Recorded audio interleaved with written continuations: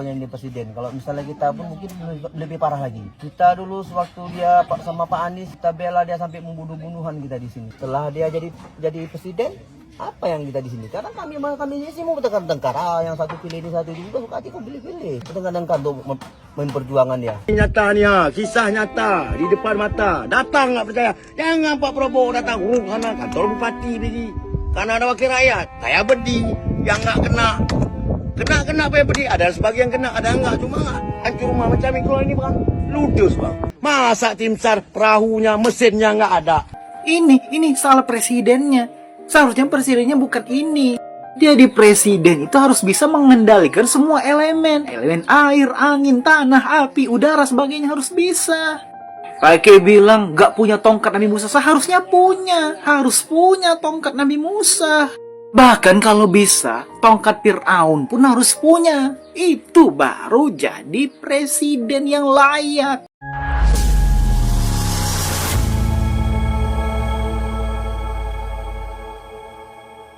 Assalamualaikum warahmatullahi wabarakatuh, saudara-saudaraku sebangsa dan setanah air, ya.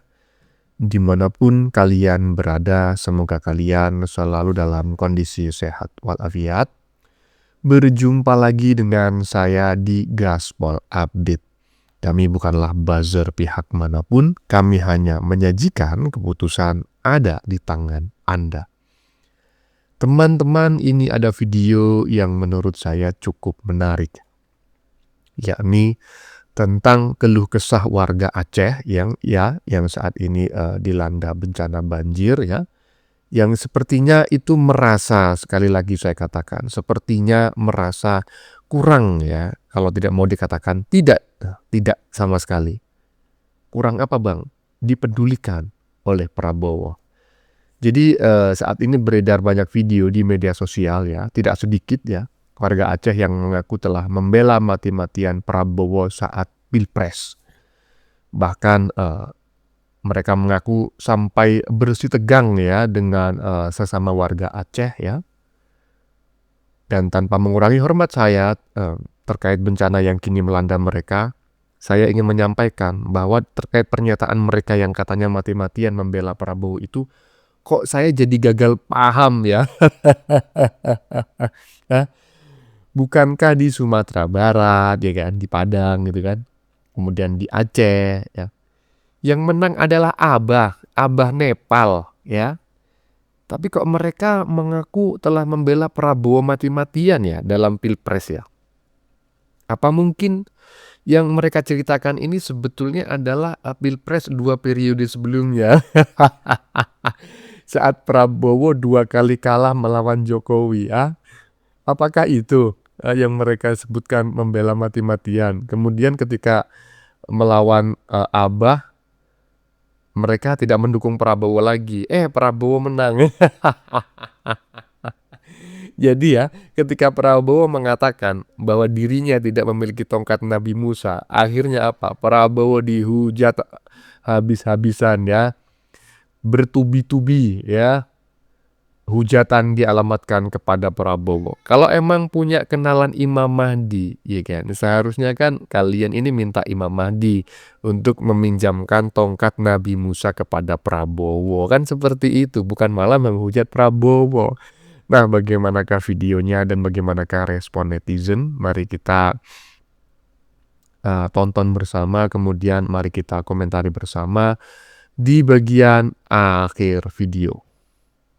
Ini dia.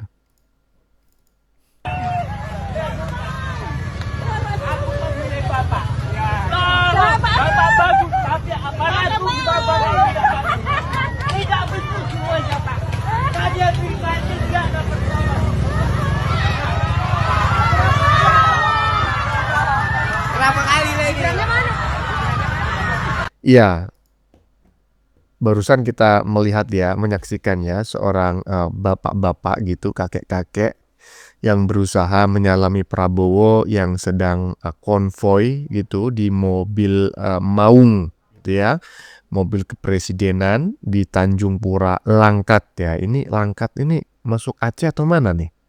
Ya, yang tadi kita dengar bareng-bareng si kakek ini mengatakan bahwa dia memilih Prabowo pada saat Pilpres lalu, ya, dan dia meminta, ya kurang lebih meminta agar Prabowo lebih perhatian lah kepada korban banjir saat ini. Ya, di sini saya harus jujur ya, saya kurang begitu mengapresiasi sikap Prabowo ya. Karena bagaimanapun ya, itu adalah fakta, Prabowo tidak sama dengan Jokowi. Kalau Jokowi seperti ini, pasti Jokowi akan berhenti. Walaupun tidak turun dari mobil, tapi Jokowi akan mendengarkan keluh kesah rakyat yang disampaikan kepadanya. Ya tapi gimana lagi ya kan? Beda orang, beda sifat, beda koki, beda masakan. Nah menurut teman-teman bagaimana? Lanjut. Nyata ni kisah nyata di depan mata. Datang nggak percaya. Jangan Pak Prabowo datang sana kantor bupati pergi. Karena ada wakil rakyat. Saya bedi. Yang nggak kena apa yang bedi. Ada sebagian kena, ada enggak. Cuma hancur rumah macam ini kalau ini bang. Ludus bang. 98% kota Lintang bawah habis Kabupaten Aceh Semiang. Usman nama saya. Datang tadi. Wakil Prabowo siapa? Awak pun dah setengah gila. Jadi buat gila terus sekalian. Ni pergi Pabadi yang kunjungi. Tengoklah yang kayak rumah kami habis ludes kayak gini. Itu yang perlu dikunjungi. Bukan yang dikunjungi pejabat-pejabat semua. Yang hancur macam kami ni. Tengok anak kami ni. Nak gila aja dah jadi dah. Bukan rumah dah jadi dah. Kayu. Bagus dia ambil minyak. Diantar kami ni semua rakyat-rakyat kecil ni. Bakar tu mama kayu ni. Dah habis. Tenang pemerintah, nggak usah kasih bantuan lagi kan. Rakyat dah habis, tanam pokok sawit biar banyak-banyak. Sakit kepala dah bang, nggak sanggup pikir dah. Batang pokok kayu nggak ada bergeser. Pakai alat berat. Betul bang, abang yang ngambil videonya ini sekarang. Abang tengok kenyataannya, saya bukan ada kata memikul kerbau. Tapi ini kenyataan, kalau yang tak ada saya tambah-tambahkan. Kalau di buku istilah pelajaran SD saya dulu ini, bukan saya berkata bohong, ada kata memikul kerbau. Itu memang betul-betul bohong, betul nggak bang? Masa kodok mikul kerbau nggak masuk di akal? Inilah kejadian begini. Bukan saya berkata bohong, tapi bantuan sudah saya salurkan. Nyata yang ada. Kayak gini bang, hampir sebulan. Mau bertahan hidup. Pejabat tuh suruh tidur kemari, kayak mana cara kayak kami sanggup ya? Jangan waktu dia korupsi itu enak-enak aja.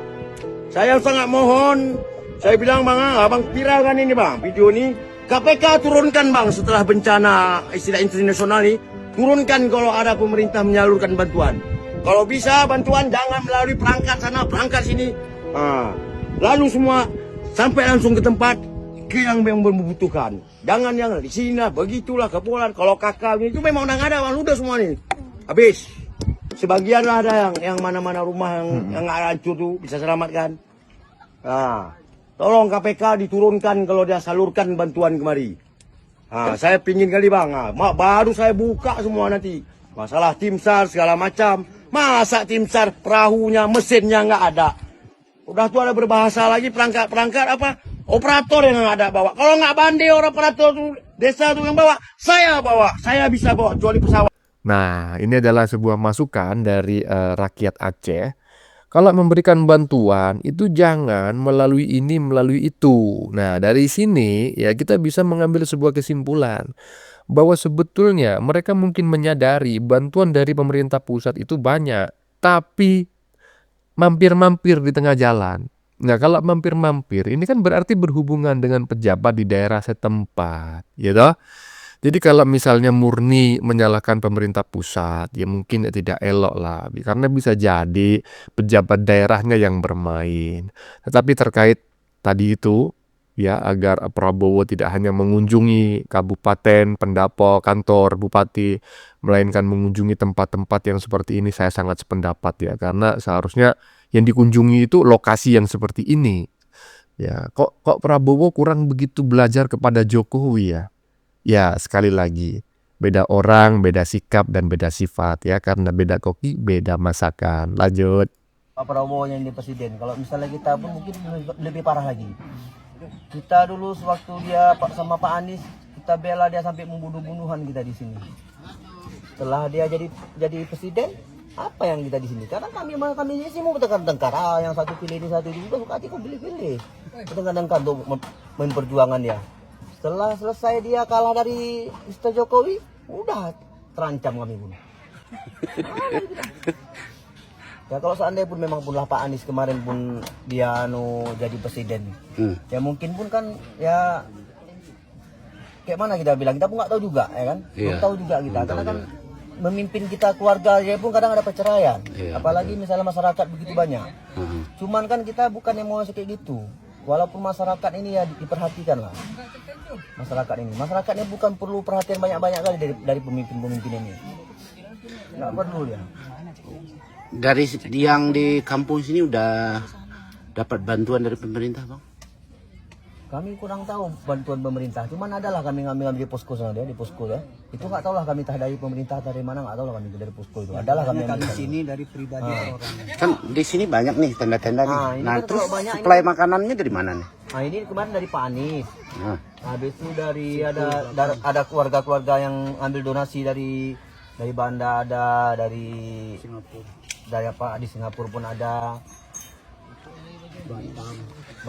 Kemarin tuh di begal ya, di apa? Di begal 2 motor. Pas jadi Mas Indonesia zombie, marah orang lapar Pak.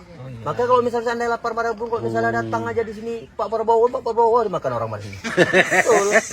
Udah lapar orang, udah lapar. udah lapar ya. Nah kalau memang pun dia kemarin di sini pun dia harus bawa 2 batalion Bulaman. Kalau nggak pun mungkin dicakar-cakar orang. Karena udah lapar. Nah, pokoknya kami 2 hari itu di apa itu memang nggak makan. Memang nggak makan ya, Bang? Nah, memang nggak makan. Total. Memang nggak makan. Kalau misalnya kita air putih aja masih selamat kita. Air putih pun nggak ada. Air putih pun nggak ada. Itu pas banjir gede itu tinggal di mana, Bang? Saya Pengungsinya? tinggal di Sampan itu. Oh, di Sampan? Sampan saya itu, di situ saya Sampan. Itulah yang ada nyelamatin orang juga. Sampan menyelamatkan orang. Karena saya bilang sama Pak Anies, kami manusia, sampan kami itu berat. Kalau misalnya kami itu bisa nolong pun cuma 3 trip kami sanggup. Kalau lepas dari itu kami nggak sanggup. Berat kali sampannya. Dibawa kemana tuh warga kampung? Sana aja kami untuk naik ke dekat pajak tuh aja 2 jam kami baru tembus ke sana tuh. Naik sampan? Ya, di Sampan tuh kami main dayung sama main tarik wayar-wayar ini. Untuk menyelamatkan anak-anak sama anak-anak kemarin tuh. Orang tua yang nggak makan, dia bilang, aduh bu ibu yang di sini nggak makan, kami di Sampan nggak makan bu. Gimana aja? Gimana lagi mau kita bilang? Tapi warga kampung sini nggak ada yang Nggak ini ada ya? korban. Nggak ada korban. Tapi di pengungsian ada. Karena pengungsian. kemarin itu Kena di sini lapar. dingin. Sakit. Dingin.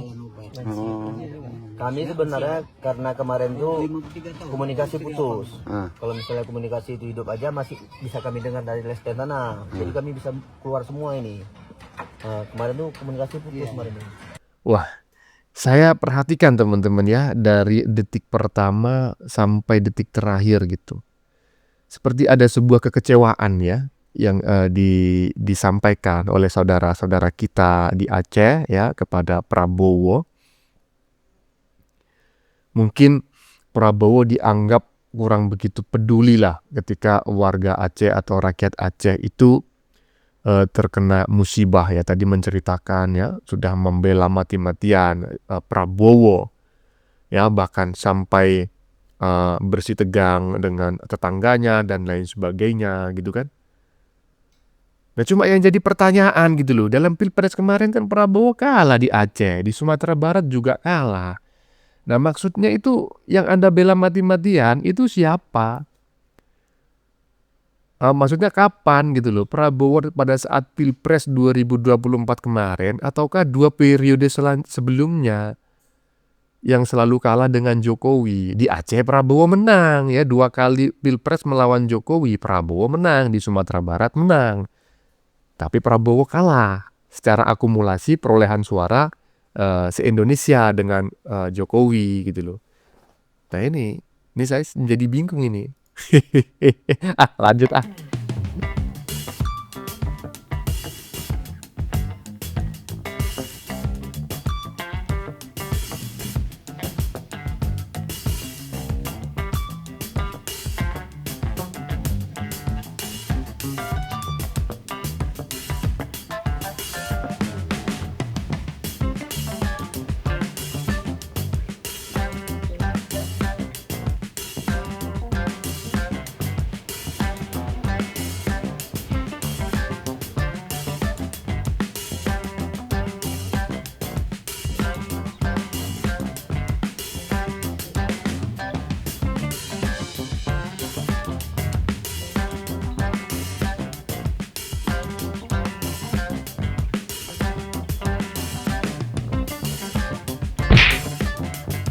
Nah, udah jelas ya.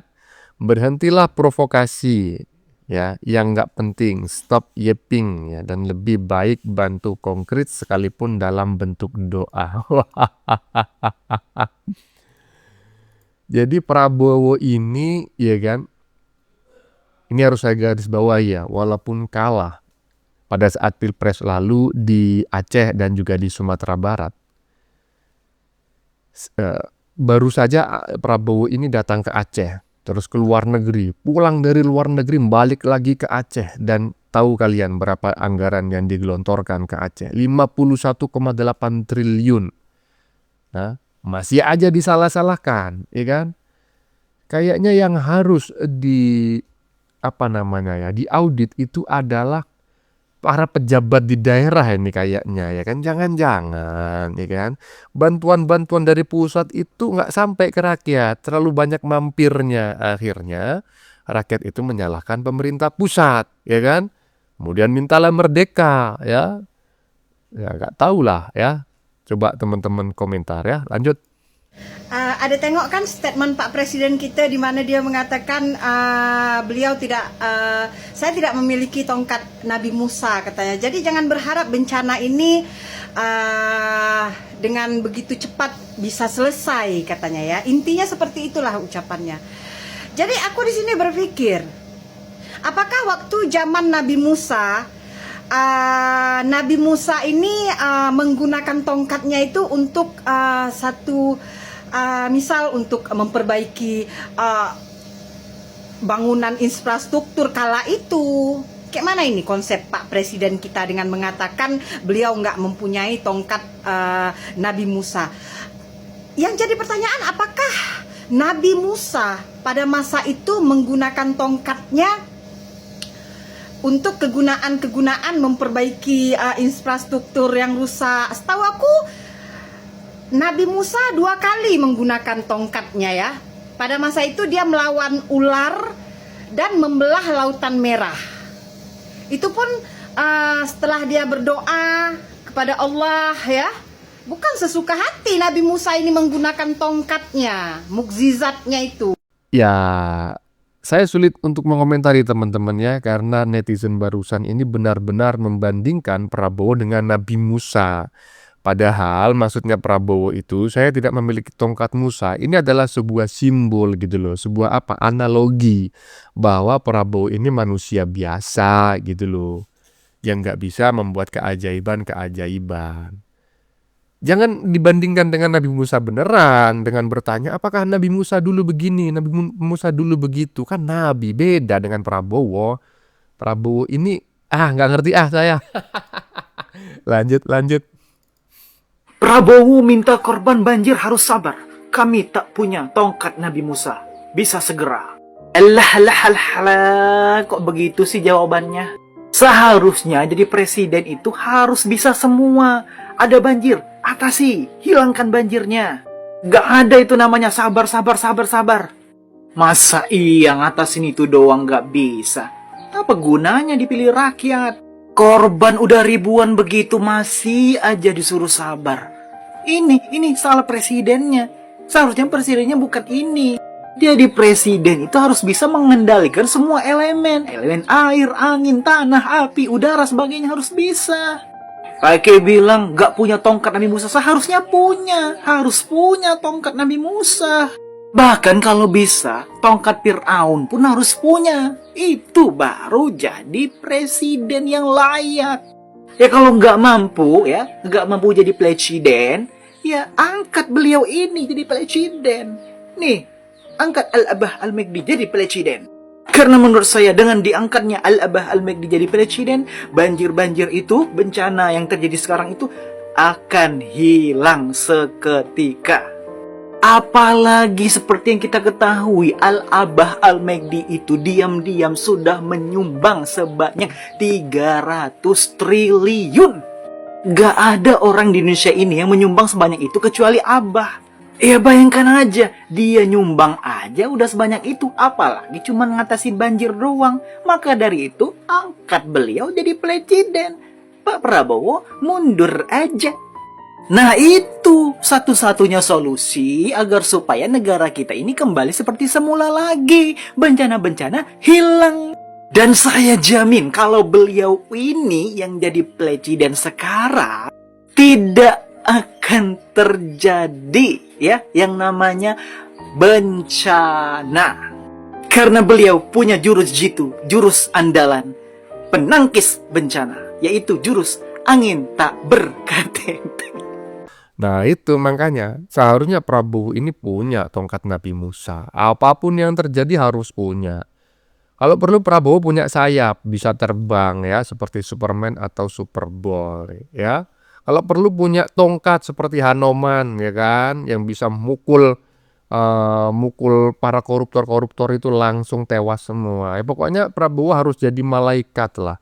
Ya kan, padahal yang selama ini dianggap orang-orang spesial itu adalah Abah Nepal ya kan, yang katanya Imam Mahdi utusan langsung dari surga ya kan, langsung mendapatkan dompet surga. Nah seharusnya kalau punya kenalan Imam Mahdi, yang mbok minta tolong agar Imam Mahdi itu meminjamkan tongkat Nabi Musa kepada Prabowo gitu loh, biar Prabowo ini biar seperti malaikat. Iya kan? Bukan hanya menghujat Prabowonya. Katanya kenal Imam Mahdi.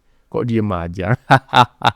Ya teman-teman, bagaimana menurut kalian? Keputusan ada di tangan Anda. Silakan tulis pendapat Anda di kolom komentar ya.